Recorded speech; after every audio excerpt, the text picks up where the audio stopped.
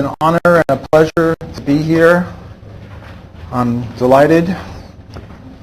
Welcome to the Mises University.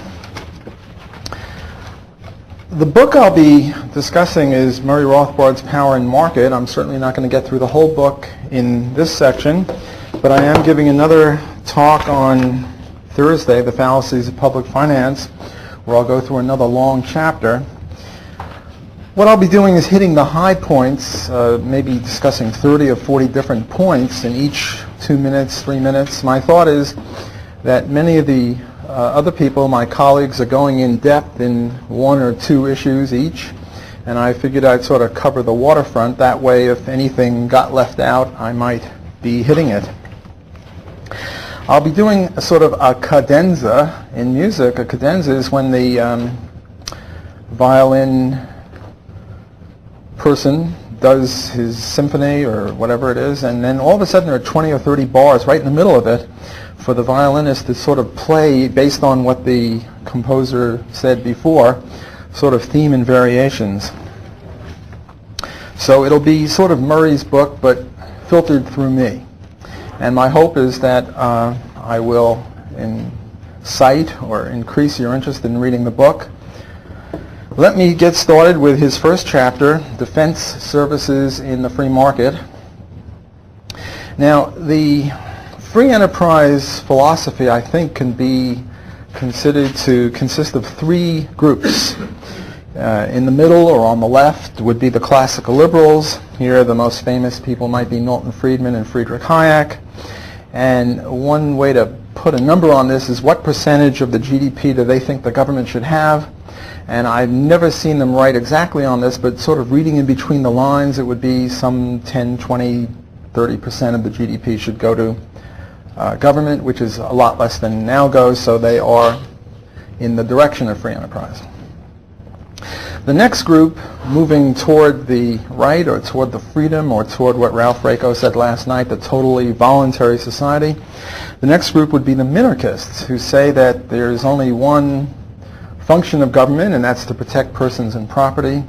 And to those ends, or to that end, the government is justified in having only 3 institutions. What are the 3 institutions? Well, armies to keep foreign bad guys off of us, police to keep local bad guys off of us, and courts to tell who the good guys and the bad guys are. And that would be minarchism. And perhaps 5% of the GDP should go to government for that purpose, because the government would be strictly defensive. It wouldn't be going around the world rambling, making the world free for democracy or anything else. So it'd be sort of like a gigantic Switzerland. Anyone attacks us, we mess with them, but we don't go stirring sticks in hornets' nests in Iraq or Afghanistan or anywhere else. Then, moving further to the right or toward the totally free society, we would have anarcho-capitalism, where even these limited functions of government, armies, courts, and police, would also be done courtesy of free enterprise. And the names perhaps most, in my mind at least, associated with this philosophy would be Murray Rothbard, Hans Hoppe, and Roderick Long, although many of the faculty members, my colleagues, would certainly subscribe to that, but not all. And here, the percentage of GDP going to government would be a big fat round 0. So how would this work? Let me give you a bird's eye view of competing defense agencies, because don't think that just because government is not supplying protection for person and property rights that it wouldn't be supplied at all. Indeed, markets can supply everything from toothbrushes to ties to wristwatches better than governments because of the weeding out system of profits and losses. And the case here, or the argument here, is that they could supply these things also more efficiently and more effectively, and certainly more justly, because the problem with minarchism is that they start off by grabbing tax money out of people and making them pay whether they want to or not, which violates the libertarian non-aggression axiom, which supposedly all 3 of these schools of thought hold. So my claim is that only the anarcho-capitalist one holds that consistently. Okay, so how would it work? Let's suppose that Art and I get into a dispute. He says, I owe him $1. I say, no way. And Art goes to Hans Hoppe, his court, And I go to Roderick Long, my court, and there are four possibilities that could occur. Hans could support me, his client, or support Art. Roderick could support either of us. Possibly both of the courts would agree with me, in which case Art would have to pay me because both courts, his court and my court, agree. Possibly I would invite him to come to my court, and he would say, no, Hans is, a buddy of yours, and I would he would invite me to go to his court, and I'd say, oh no, Roderick is phony, baloney, and he'll just support you. Or did I get it mixed up? I forget, but you get the idea. Now, there will be two kinds of courts. There will be legitimate courts, and there will be bandit courts. And how do you tell the difference? Legitimate courts will anticipate the possibility that each of them will have clients, and they will come to opposite conclusions as to the adjudication. One will support Art, one will support me, and now what? Well, if they anticipate this, negotiation is a lot cheaper than going to all-out war. So what they'll do in advance is say, okay, well, Lou Rockwell, he'll be our Supreme Court. In case Roderick and Hans's court can't agree on any given issue, such as between Art and myself, they'll pick Lou, and they'll be bound to uphold what Lou says, and that'll be the end of it. Now, bandit courts. There are some bandit courts that, Art goes to his mother, and his mother says, my boy Art being wrong never happened, so she'll support him. His mother, with all due respect, I hope I'm not getting on your bad side here, she would be a bandit court. The problem with bandit courts is that bandit courts will have to fight all the time, whereas legitimate courts will only have to fight when they're faced with a bandit court. And the point is that fighting is more expensive, and the bandit courts will be driven out of business because they have higher costs. And there will be a tendency, not perfection. Perfection is denied us on this side of the Garden of Eden. There will be a tendency for the legitimate courts to beat out the bandit courts, and for those to be the only legitimate courts or the only courts in operation. Now, for those of you who are still a little queasy about this and say, well, you really need a court with monopoly power. If you think that we here can't do without a government because Art and I will start fighting and this bandit schmandit courts won't work, you have to wrestle with the idea that if Art and I need a government, a U.S. government to rule over us, well, doesn't the U.S. government, consisting of individuals who put their pants on one leg at a time, just like other people? Notice the concession. I'm willing to admit that they're human beings. Well, don't they need someone over them? And who could be over governments? Right now, there's a state of anarchy between Portugal and Canada, between Bolivia and Afghanistan, between the United States and Australia. So we need a world government. In other words, if Art and I need a national government to rule over us, then Canada and Portugal need a world government to rule over them, because any time Canada and Portugal find themselves on opposite sides of anything, there'll be a war, which is obviously not true. Happily, there are many fewer wars than this idea of Hobbesian, nasty, brutish, and short would imply. If we had a world government, obviously, China and India, the two most populous countries, would pretty much rule things, and we'd find all sorts of redistribution of money and wealth from everywhere else to those countries. And another problem with that is, right now, if things get really bad in Nazi Germany, the Jews can sneak out somewhere else, or the homosexuals or whoever the Nazis are trying to attack. Whereas if there's a world government, you can't go anywhere. R.J. Rummel estimates that almost 200 million people were killed last century, not in wars, but by their own governments. It's hard to see how private courts could end up, the Blood and the Crips fighting or something like that, the Blood Court and the Crips Court. It's hard to see how they could do worse than that. And indeed, Rummel's figures are a little underestimated because, according to my calculations, which I'll get to when I get into this subject on private roads, the government is responsible for killing another 40,000 people a year, just the U.S. government, which isn't counted by Rummel. And also the FDA, the number of people that they kill by not allowing medicine to be approved is not counted by Rummel. So this is an underestimate, 200 million people. And that's not wars, that's just killing their own citizens. let me end this subject by asking, where do you think you'd be safer? In Disneyland or in New York City Central Park? Well, obviously in Disneyland, because if a murder or a rape occurs there, they'll lose vast amounts of money. So they've got cameras, and they've got duck and mice and geese all packing heat, you know. And if you act obstreperously, you'll be surrounded by Minnie Mouse and Goofy, and they'll say, "Come with me, sir." And if you don't, they'll sort of frog march you away. The point is that Disneyland will lose money, serious money, if God forbid something untoward happens there. Whereas on the streets or in a public park, does the mayor of the city lose money? No. I'm not taking questions because I've got a lot of stuff I want to cover. Okay, that's chapter 1. The next chapter is interventionism. Not that this was not interventionism, because government is per se intervention. And here what Murray does, you see, this book originally was intended to be the third of Man, Economy, and State, and it didn't work out with the publishers, so it came out as a book, in a separate book. In Man, Economy, and State, he assumes that everyone acts according to the non-aggression axiom, you know. But now he says, you know, people aren't like that, and let's analyze this. As far as I'm concerned, although the science of biology includes many other things, one of the big contributions that it makes is categorizing things, you know, mammals and genus and species and this and that gives you a certain amount of knowledge, just mere categorization. Well, one of the geniuses of Murray's contribution here is that he too is contributing categorization. And how does he categorize interventionism? He says there are 3 types. First, there is autistic intervention.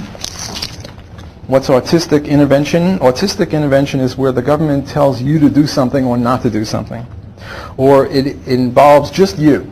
For example, it kills you, or it assaults you, or it compels or prohibits you from doing something, like you can't take drugs but you must salute the flag, or whatever it is.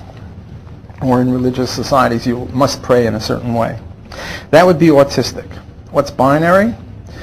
Binary is the government and you are related to each other. For example, they tax you or they rob you.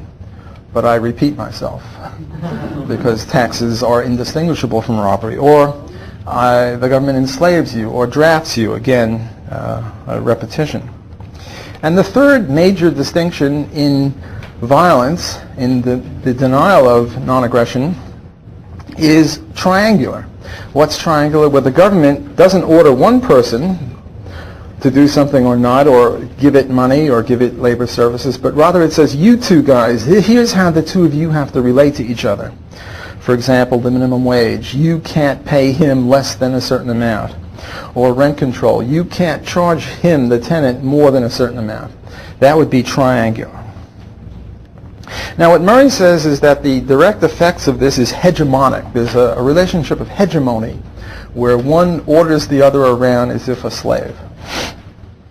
This is to be sharply distinguished from hierarchical. Hierarchical is different than hegemonic. Hierarchical is a voluntary hierarchy where one guy is above the other, where the employer tells the employee what to do. Hegemonic is an involuntary one.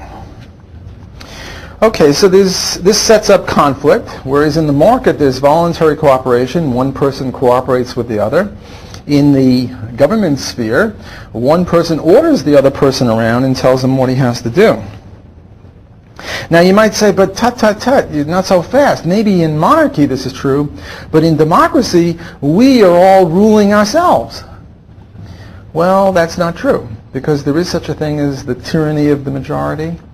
Just because a majority votes for something doesn't mean it's just. If this group here voted to kill all left-handed, red-headed people, and they're a minority, and we're 98%, and they're only 2%, that wouldn't make it right. It would still be hegemonic. Or suppose 2 criminals break into my house, and they're about to take my television set, and I say, you know, you're violating the law of non-aggression. And happily for me, these are philosophical robbers. They're willing to dialogue with me. So they say, not so fast, Block. We're willing to dialogue. We're Democrats. And they say, okay, let's have a vote. How many people say we should take Block's TV? And the two of them raise their hand. And then they say, well, how many people say that we shouldn't take Block's TV? And I raise my hand. They say, see? Democracy. So just because it's democracy doesn't vitiate what I was saying about hegemony and coercion. Would it help if they said, well, we're going to give this TV to the poor? No, it's still robbery. Hitler came to power through a democratic process. It's true he didn't win a majority. He only won a plurality. But still, it was a democratic process. So you can't say, well, it's democratic, therefore it's just. Right? There's a long slip between cup and lip between democracy and justice. Hans Hoppe has done perhaps more than anyone else in the modern era to debunk democracy. Not that he's a monarchist, but he says democracy is so bad that monarchy would even be better. And obviously the free enterprise, full voluntary society, or anarcho-capitalism would even be better than that. His argument in a nutshell is make hay while the sun shines. When you're only in there for 4 years, you grab off everything. Clinton was even grabbing furniture as he left. Whereas if you're the emperor or the monarch or whoever, and you can give it to your kid, you can then take a long-run view. You're not going to, take all the eggs out of the golden goose if your kid can get it and you want your kid to get it. Whereas if you've only got the golden goose for 4 years, you grab. And the hell with the golden goose because, après-moi la delusional. Okay, this opens up the issue of class analysis, libertarian class analysis. And libertarian class analysis says there are two classes, the ruled and the rulers. And Calhoun gets a sort of, in my view, a first approximation of that. There are some people who live off taxes, and there are others who are net taxpayers. I say this is only a first approximation because if Ragnar Danishkold, one of my favorite characters, came down from Mars, never having paid taxes, and went to Fort Knox and grabbed off a bit of it, for right now, he would be seen as living off the avails of taxes right before he redistributes it to the Hank Reardons. So I say it's only a first approximation. A better way I like to look at it is when we get a libertarian Nuremberg trial going, and I realize this is ex post facto, but what the heck, I believe in libertarian law ex post facto, even though it's legal to do certain things now, it violates a higher law, the libertarian law. And just as I wouldn't allow the Nazis to say I was just following orders, I wouldn't allow someone who perpetrates, the minimum wage or rent control or taxes or any of these things to escape scot-free. We'd have to inspect them. So another way to do libertarian class analysis is those that the libertarian court would free are the victims, and those that they wouldn't free are the perpetrators. Now, class analysis got a bad rap, bad reputation, because the Marxists were the first ones to have a class analysis. And in their class analysis, the bad guys were employers and the good guys were employees. That's because they had the labor theory of value, according to which labor created all the value and wages did not exhaust the total product. So there was a theft for interest rates and for interest payments and rent and profits. But the labor theory of value is silly. A mud pie and a cherry pie take as much labor, and one can sell for something because people like cherry pies and the other can't sell. So the labor theory of value is all wrong. If it were correct, as Adam Smith thought it was correct, then that would follow. But Adam Smith, happily, I guess, was inconsistent. Okay, the next objection that Murray deals with is, well, you anarcho-capitalist types, you free market people, you say that the market improves the welfare of everyone. And the usual example is, I'll trade you a pen for a watch, and if I give you this pen, or if I give you this tie for this watch, it must mean that you value the tie more than the pen. It must mean that I value the pen more than the tie. So ex ante, we both gain. So the claim is that the market benefits all market participants. But what about the aggressors? If the court stops them in mid-rape or in mid-theft, the rapist and the thief will say, well, what about my utility? You know, you're ruining my utility. So how can you say that the market benefits everyone if you don't take into account the fact that I'm an unrequited rapist? You know, I was stopped right in the middle, and you have to count my benefits too. Well, the answer is that to be a market participant, it's an honorific.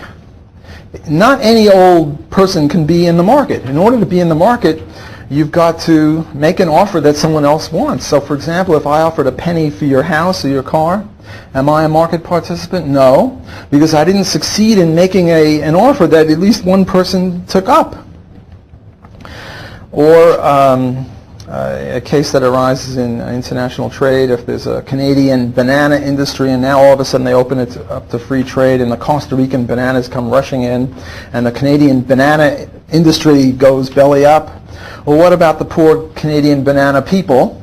Well, the answer is that they were part of the market before Costa Rica was discovered, but now that Costa Rica is discovered, they're no longer part of the market. And also, people who use violence are not part of the market. So we don't count the fact that the murderer or the rapist or the thief is not happy. What about envy? Does envy ruin the market case? Art over here and I are trading, and somebody else is envious of the fact that we're each mutually benefiting each other. Well, what Murray says is that envy is pure moonshine. You can't demonstrate it. It's not part of the market. See, I can demonstrate my preference that I prefer a newspaper to $1 by giving up $1 and getting the newspaper. I demonstrate it. How can I demonstrate envy? All I can do is say, I'm envious of you, therefore you shouldn't be making so much money, but talk is cheap. I'm not really demonstrating it. I'm not revealing it in any market-driven way. I could be lying. Now, I want to say something else, and what I want to say now is going to sound like a contradiction of what I just said, but bear me out or hear me out. What I want to say is, why is it that so many people are anti-market? Why is it that every time I get a new freshman class at Loyola, they come in with the most heinous, economic fallacies about how the market kills people and we have to have egalitarianism and minimum wage is the only way to, raise wages and all. Why is it? Well, there are three theories. One is economic ignorance. I have to learn, and what seems like common sense really isn't common sense. Another one is sociobiology, and I won't go into that too much because I'll be talking about that when I talk about the glass ceiling and the male-female income gap later on in the week. But let me just say briefly now that we are hardwired towards socialism. Why? Because when we lived a million years ago, we lived in caves and we lived in groups of 25 people. And when we lived in groups of 25 people, the only cooperation that made sense to us was explicit cooperation. The idea of implicit cooperation, the idea of making profit off of your cousin or your brother-in-law or somebody like that was just not oriented towards survival in the caveman era. For example, now when you have a storm in Florida and they start raising the prices of candles and batteries and water and orange juice, the governor of Florida accuses them of gouging. And the people in Florida support him. They don't realize that cooperation in a group of 300 million has got to be implicit. Namely, the price rises for these things and it draws in supplies from all the surrounding states. And if you don't allow the price to rise, then it's only benevolence that will do it. And benevolence worked fine in a group of 25 people where you knew everyone and they were all your neighbors, but it doesn't work for strangers. And now we have to come up with a way of dealing with strangers. So that's the second source of anti-market ethics. A third one is this thing about concentration. We all produce one or a very few items unless we work for Heinz, in which way, in case we produce 57 different things. But most of us produce one thing, accounting services or truck driving services or steel mill making or whatever. But we consume zillions of things. Bobby pins and paper clips and wristwatches and tomatoes and things. So when a company comes to Washington, D.C. for a subsidy, for the toothbrush manufacturers come for a subsidy, How much do we spend on toothbrushes a year? We buy 1 or 2 or 3 or 4 toothbrushes for maybe $5 a year. Does it pay us to get really outraged and to fight this depredation of the toothbrush people? No. Whereas for them, there are only 3 or 4 toothbrush manufacturers in the whole country, and if they can get a subsidy, just a dime from us, from the whole country, it'll be millions and millions of dollars. So they're willing to bribe all sorts of Congress critters and, get the subsidy. And if somehow we fight them off, well, what about the rubber band people? How much do we spend on rubber bands? Not much, and now they're going to get a subsidy. So this differential concentration of consumers and producers is an explanation of why we have so much socialism. Now getting back to envy. Envy, too, is another explanation. And here it seems that I'm contradicting myself, because on the one hand I said envy is just pure moonshine, and now I'm saying envy accounts for socialism. And it's easy to see how it does, because, the typical intellectual who supports socialism with a purple passion, when he was in high school, he got the highest marks, and there was this football jock type who was dummy, and now the football dummy jock has got the Toyota dealership and is making money hand over fist, and he's teaching poetry at the university, and he's making $30,000 a year, and then this guy makes $30,000 a month, and he's envious, and he's saying any system that will give that idiot more money than me has got to be wrong. So how do I reconcile my seeming contradiction? Well, the way I reconcile it is because there are certain words that are used in a technical way and then in a non-technical way. In a technical way, there is no way to demonstrate envy. And yet we all know what envy is. Similarly, indifference. We all know what indifference is. Do I prefer this cough drop or this cough drop? I mean, it's the same thing. I'm sort of indifferent between them. Of course, when I reach into my pocket and get my next fix, the one I picked is the one that I prefer. It's the same thing in physics. In physics, work is force through distance, mass through distance. Did I get that wrong? How is it? Force times distance. So if I hold 2 20-pound dumbbells like this, still, I'm doing no work. And if I do it in about 30 seconds, you're going to see sweat dripping off of me because it's very hard to do that. So work means something very different in ordinary language than in physics. Well, so too is it with envy. In technical economics, there is no such thing as envy that can be demonstrated, but we all know what envy means. So as laypersons, we can explain socialism on the basis of envy, even though it has no legitimacy within technical economics. Okay, another point that Rothbard makes brilliantly, as he makes all these points, is he says, okay, look, trade makes both people better off ex ante in the anticipation sense.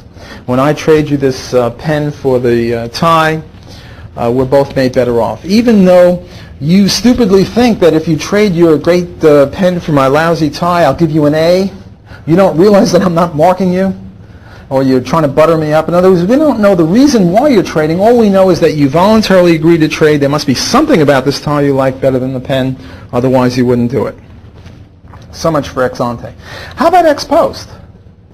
Do we benefit ex post, namely after the trade? And here it's not a praxeological necessity. Also, notice the difference between the Austrians and the neoclassicists. For the Austrians, you don't test whether you gain in the ex ante sense. If you understand the English language, you understand that every trade, whether it's a barter or a purchase or a rental or a wage, is mutually beneficial in the ex ante sense, and there's no way to test that. Whereas the neoclassicists, for them, there is no such thing as pure theory. They would try to test that. It seems a bit difficult to me as to how you could ever disprove that, but that's a whole other question. Getting back to ex post. Do we also benefit in the ex post sense? And Murray Rothbard says yes. And he has all sorts of reasons as to why it is. Let me share a few of them with you. First, he says that the profit and loss system directs resources. The reason pizzas are pretty good, the reason there's no pizza crisis, is because government has very little to do with pizza. It's a private thing. If there were a lousy pizza place, people wouldn't go back there. There's this wonderful quote from Schumpeter, who I'm not always a fan of. What he says is that The picture of the prettiest girl who ever lived will in the long run prove powerless to maintain the sales of a bad product. You know, everyone's bitching and moaning and whining about advertising. You know, this pretty girl is sitting on a car or holding a pen, and you sort of think that if you buy the pen, you get the girl. Well, you know, maybe you'll buy one pen that way, but if it can't write, you know, you're not going to keep doing that. Then there are market institutions that tend to ensure, not guarantee, but tend to ensure that you will benefit in the ex post sense. For example, good housekeeping seals of approval. Consumer reports for cars and just about everything else. Kosher foods is a market phenomenon that guarantees the quality of food for some people, not just Jewish people. Universal testing laboratories are private ways of doing this. Moody's, Standard & Poor. Compare this with the FDA.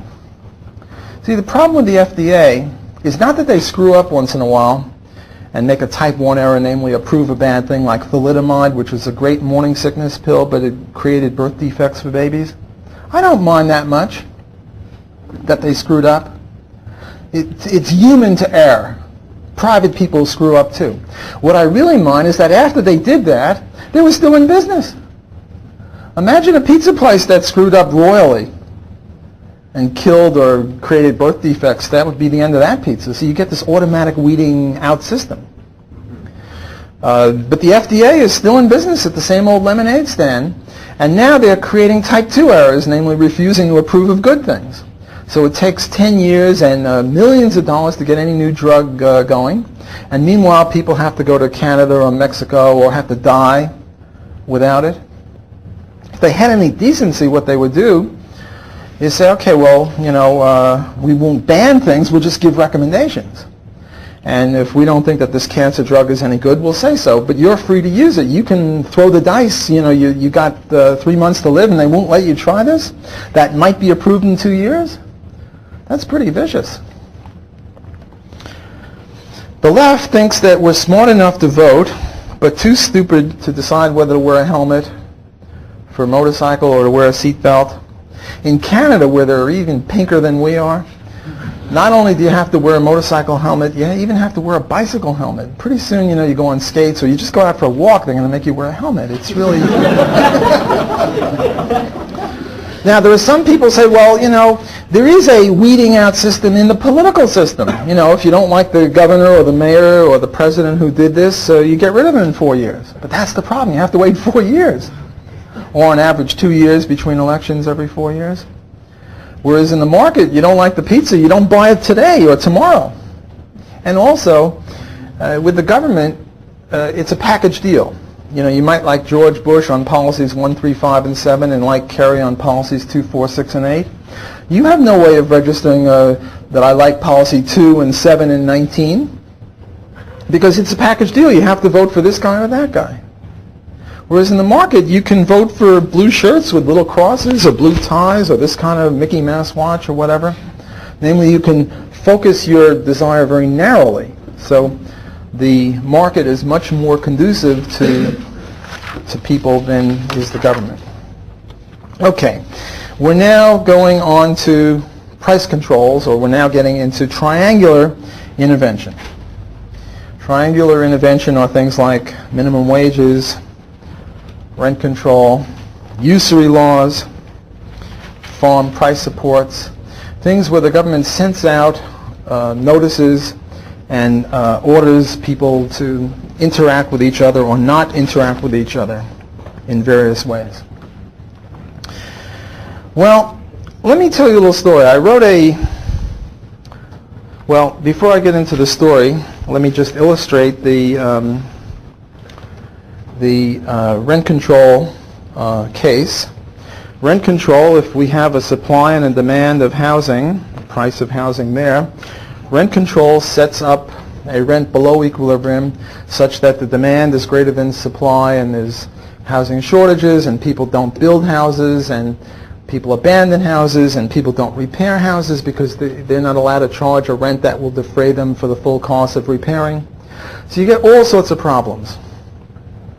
And what my dissertation was a econometric multivariate regression analysis of this form: y equals a plus b1 x1 plus b2 x2 plus b3 x3.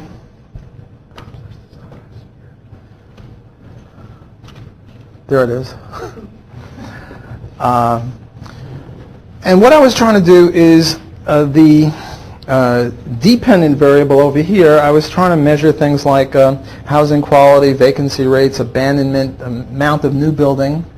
One of the independent variables was the rent control variable, and I had about 100 observations, 100 cities, how much rent control did each city have. And then I had to hold constant income, because income might independently affect the dependent variable, like say quality of housing. So I wanted to hold constant that, and I wanted to hold constant, say, north-south, and maybe black-white, and I had a few other variables in there. And what I was trying to do is to find, this was the key coefficient, to see if the sign of this coefficient was the right sign, namely the more rent control, the lousier the housing. So you'd get a minus sign for lousy housing and a plus sign for good housing. And to see if the t-value was statistically significant. And most of the time, everything came out right. Every once in a while, I ran a regression, was all wrong. I got the sign that, maybe it was a minus sign and it should have been a plus sign. Now, if the neoclassicists, who were my professors at Columbia, if they were really neoclassicists, if they stuck to their own lousy methodology, they would have said something like, hey, we've got this boy genius Block here who is showing that the whole rent control thing, this business over here, is all wrong. Instead, what they said is, Block, you moron, go out and do it again, and keep doing it until you get it right. So what was testing what? Was my stupid regression testing the economic theory? Or was the economic theory testing my regression? Yes. In other words, we knew what the answer was. And the answer was rent control screws up the works. And any time I came up with the wrong conclusion, they tossed it out. Sensibly. But they were really acting according to the Austrian methodology. Namely, they were being so sensible as to toss out my lousy econometric, statistical, empirical studies. Namely, true economics, Austrian economics, is a praxeological enterprise where we deduce from basic premises, assuming side order conditions, leisure is a desirable good and labor is not, and things like that. So what I'm trying to say is that if you scratch a so-called good neoclassical economist, you'll see a core of Austrianism in there, and if you don't, there are no economists at all. Very similar thing with minimum wage. Minimum wage is quantity of labor and wage and demand and supply. And what they do is they make a wage above the equilibrium wage such that there is an excess of supply of labor over the demand for labor, which is called unemployment. And there were these guys, Card and Kruger from Princeton, who came up with a study in New Jersey and Pennsylvania that showed that instead of moving from point A to point B, namely to a higher wage but unemployment, they said, well, there was a higher wage all right, but there was no unemployment. And Card and Kruger published in the American Economic Review, which is supposedly a big thing, and it is for the neoclassicists. For us, it's not. For us, the main journals are the Quarterly Journal of Austrian Economics and the Review of Austrian Economics and Journal of Libertarian Studies and a few others. And what happened is people like Becker and Buchanan came out with real fire in their eyes. They were going to obliterate this because this was wrong. Again, they're going against their own methodological, philosophical view. What they should have said if they were true to their neoclassical ideas of empiricism and well, let me leave it at empirical models. What they would have said is, well, maybe economic law doesn't work in Philadelphia. Or maybe it works differently. Or maybe it's a statistical probability that the minimum wage law creates unemployment. See, what I teach my students is minimum wage law is not like a floor on the wages, and the higher you raise it, the more people's wages are. Rather, the minimum wage law is a barrier over which you have to jump, and the higher it is, the harder it is to jump into employment. And the people who can't get a job are the people who have productivity lower than the minimum wage law. So anyway, as I say, Becker came out and, with real fire in his eye, and he tried to show that the Card-Kruger study was wrong. Buchanan said the following, and let me quote this to you. James Buchanan, winner of the Nobel Prize, said, just as no self-respecting physicist would claim that water runs uphill, no self-respecting economist would claim that increases in the minimum wage increase employment. Such a claim, if seriously advanced, becomes equivalent to a denial that there is even minimum scientific content in economics, and that in consequence economists can do nothing but write as advocates for ideological interests. Fortunately, only a handful of economists are willing to throw over the teaching of 2 centuries, like Card and Kruger. We, the rest of us, have not yet become a bevy of camp-following whores. Unquote. That's pretty harsh for economics in a journal. I mean, maybe, you catch an economist when he's drinking some beer, he'll say that, but it's rare that you find this in the Wall Street Journal. So, again, what I'm trying to say is that Austrian economics is correct, neoclassical economics is not correct. Even the neoclassicists won't admit that they're wrong, but they act as if they're wrong. And talk is cheap. Actions determine better where they're coming from than their talk. Okay, let's consider a few other triangular interventions. There's the absolute prohibition of the sale of drugs or alcohol. Who benefits from this? Well, who benefits from the prohibition of drugs or alcohol during Prohibition? Well, jailers, social workers, judges. Does this mean they're responsible for it? Well, it's not praxeological that they are. All it is that they benefit from it. But it's a good hypothesis to test. And here the Austrian would test this by going out and doing empirical research. So it's not that Austrians are against empirical research. It's just that we're against empirical research that purports to test theories. Illustrate theories is a different thing. Like my dissertation on rent control, the way I interpreted it, or the way I would have had I been in Austrian then, I wasn't when I wrote it, would have been that I'm illustrating the theory. Nothing wrong with illustrating it through empirical means. So it's incorrect to say that Austrians or praxeologists are against empirical research. It's the interpretation that we place on these things that's different. Alcohol prohibition was a disgrace, a horror. A lot of people died, shooting over territory and bathtub gin.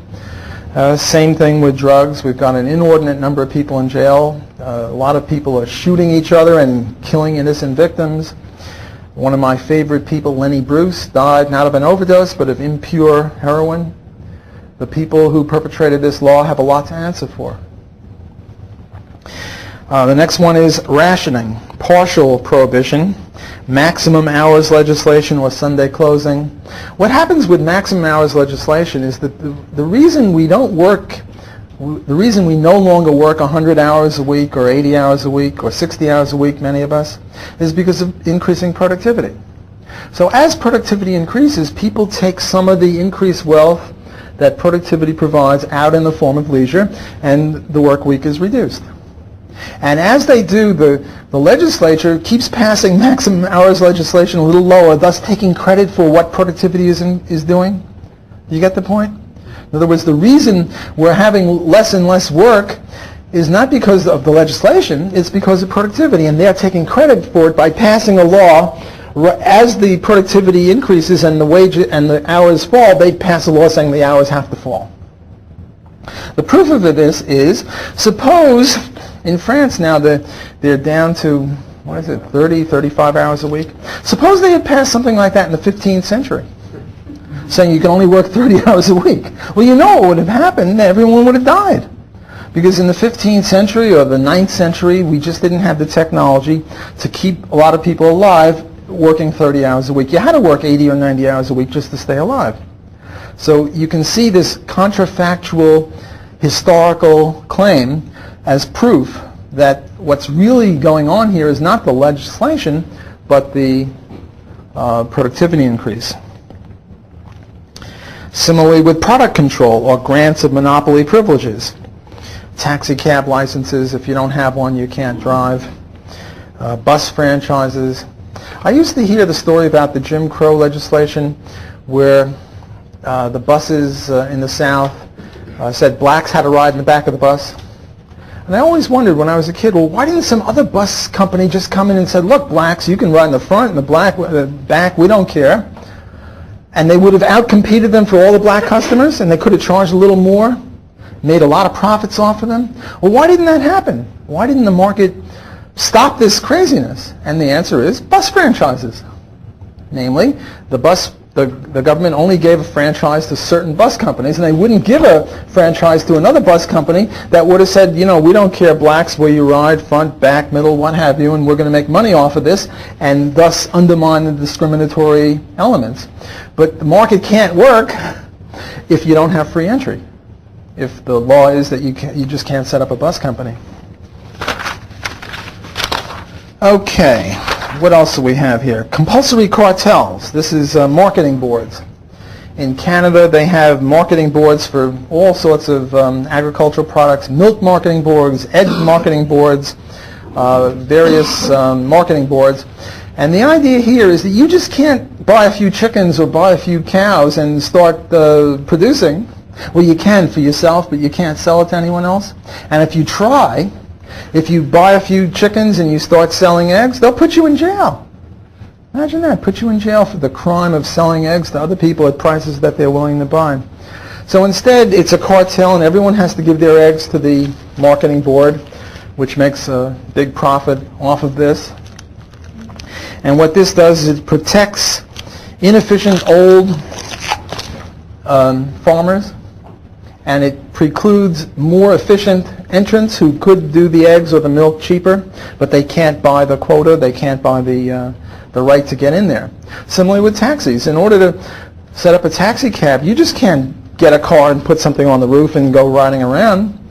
You did that, you go to jail. You have to pay hundreds of thousands of dollars to get a permit, which obviously has anti-poor implications. But this is not the market, this is the government. Another one is certifications. Now we talked about the FDA. That's one example of it. Another example is doctors. We have this rule that you have to have Cadillac doctors. And the doctors don't want to let anyone in. And to get into medical school, you have to, lose an arm and a leg. It's very hard to get into medical school. And the reason it is they want to keep people out so that the prices of doctors will be high. And the excuse they give is Cadillac doctors. We can't have, Chevy doctors. Well, suppose we applied that to cars. Suppose I passed a law saying only cars of Cadillac or better. No Volkswagens, no Chevys, no Fords. Would people be better off or worse off than they are now? Well, in one sense, they'd be better off because the quality of cars would rise. Even a Lincoln would be tossed off the road, but you can ride a Mercedes. On the other hand, most of us wouldn't have anything. Most of us would, have to walk or ride a bicycle or something. So how is that helping us?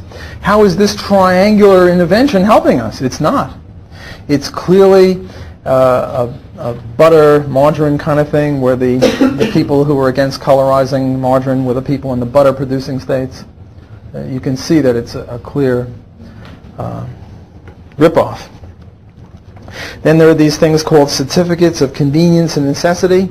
Before you can start a trucking company or a bus company, you have to get a certificate of convenience and necessity from a bureau, a government bureau that's staffed by the people who are already in the market, and they have no incentive to let you come in and compete with them. They'll say, oh no, you don't. We have plenty of buses, we have plenty of trucks, we don't need any newcomers. Well, this is not free enterprise. This is medieval kinds of economics in the 21st century.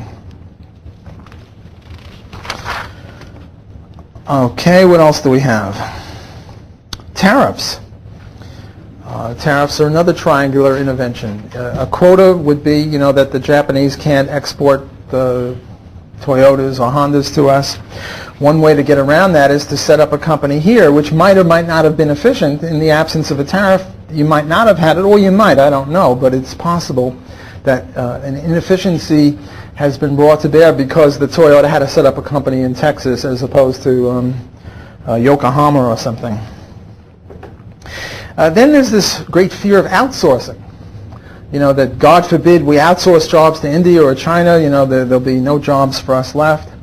Well, I tell you, when a piano teacher wants to have a car, she outsources. She doesn't start building a car. She gives piano lessons and then buys a car. When a automobile mechanic wants to learn how to play the piano, he doesn't teach himself. He goes to a piano teacher. This is outsourcing. This is trade. This is why we have a standard of living like we now have. If we had to be independent, self-sufficient, not on a national level or a state level or a city level, but on an individual level, we'd all die. 98% of us would die. This earth that can now support 6 billion people could maybe support 6,000 people if we were all Robinson Crusoes and had to produce everything for ourselves. Just imagine you're sick and you need penicillin. Where are you going to get it? I don't know how to make penicillin. I die. Only very few people could live. Then Murray gets into immigration, which is a contentious issue among some of the faculty members here. There are really two views. There's Murray 1 and Murray 2. Murray 2 is Hans Hoppe on this. The Murray 1, the Murray Rothbard of this book, says that immigration restrictions hurt would-be immigrants. They don't allow them in the country. They hurt would-be employers. And they help racists and bureaucrats and nationalists and other such people. Hans Hoppe, in his book, The God That Failed? Democracy, The God That Failed, thank you. Has a very interesting twist on this, and he says, look, there are three things that are traded internationally. One is goods. And the thing about goods is that when a good comes in here, there have to be two people agreeing, a seller and a buyer.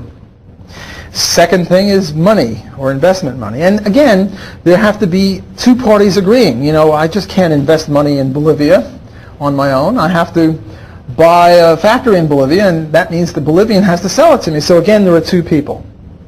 And then he says, with immigration, one guy just shows up and he doesn't have anyone necessarily with a job, and what's that? And he says, that's trespass.